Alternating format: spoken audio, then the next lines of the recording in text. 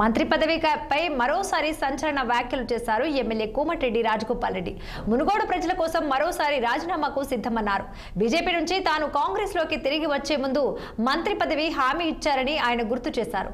యాదాద్రి భువనగిరి జిల్లాలో రాజగోపాల్ రెడ్డి మాట్లాడుతూ తనకు మంత్రి పదవి రాకపోతే మరోసారి ఉప ఎన్నికలు ఖాయమనే హింట్ ఇచ్చారు. ఇక అవసరమైతే రాజీనామా చేసి మునుగోడు ప్రజల ముందుకు ప్రభుత్వాన్ని తీసుకొస్తారంటూ కీలక వ్యాఖ్యలు చేశారు.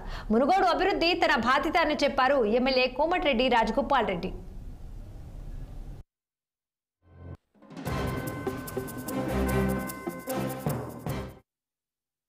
చదువుకున్న ఎమ్మెల్సీ గారు సిద్ధాంతాలు కట్టుబడి ఉండే కమ్యూనిస్ట్ నాయకుడు. మా ఇద్దరికి కొన్ని సిద్ధాంతాలు ఉన్నాయి. ఎవరో ఈ మధ్య ఏదో మాట్లాడుతున్నారు. నేను ఏదైనా మాట్లాడితే మంత్రి పదవి రాలేదని మాట్లాడుతున్నారు. అరే మంత్రి కావాలంటే ఎల్బీ నగర్ పోటీ చేసుకొని మంత్రి ఇస్తామని చెప్పిర్రు. నాకు వద్దని, నాకు మునుగోడు ప్రజలు కావాలని నేను ఇక్కడికి వచ్చిన. నన్ను ఎవరన్నా నీకేం కావాలి, మంత్రి పదవి కావాలన్నా, మునుగోడు ప్రజలు కావాలన్నా, మునుగోడు ప్రజలు అభివృద్ధి కావాలన్నా అంటే నేను మునుగోడు ప్రజలు కావాలి, అభివృద్ధి కావాలంట. అందులో అనుమానం లేదు. పదవులు వెనకాల పాపులాడాల్సిన అవసరం నాకు లేదు. నాలాంటి మనిషికి అదృష్టం ఉంటే, నాలాంటి పదవి వస్తే, ఇంతకంటే పెద్ద పదవి వస్తే అది ప్రజలకే ఉపయోగపడుతుంది, ప్రజలకు లాభం అవుతుంది. కానీ నేను అందరిలాగా పదవులలోకి పోయి పైరవులు చేసి దోసుకునేటువంటి అయితే కాదు. ఎవరికి కావాలి పెద్ద పెద్ద పదవులు?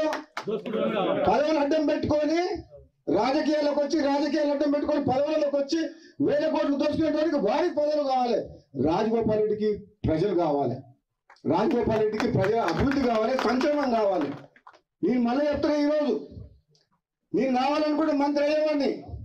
కానీ నా స్వార్థం కోసం అని చెప్పేసి, నేను పదవి కోసం అని చెప్పి నేను పోలే. నేను మళ్ళీ ప్రజల కోసమే మళ్ళా పార్టీ మారి కాంగ్రెస్లోకి వచ్చి, మీరు ఇస్తానని హామీ ఇచ్చిండ్రు, ఇస్తారా ఇవ్వరా అది మీ ఇష్టం.